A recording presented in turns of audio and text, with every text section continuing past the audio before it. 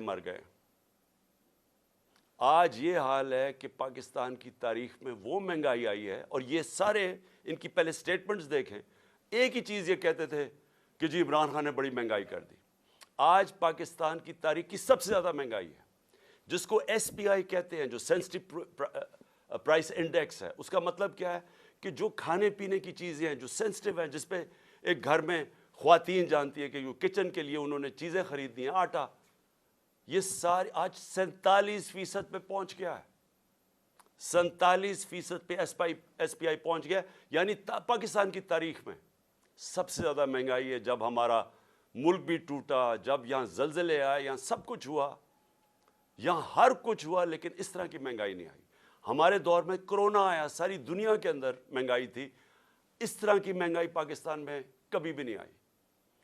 اور آج جو آٹا, جو بنیادی ضروریات ہے ہر گھر کی, آٹا جو ہمارے وقت پہ 55 روپے کلو پہ تھا, آج کنٹرول ریٹ پہ 115 پہ ہے, اور بازار میں مل رہا ہے 155 روپے پہ.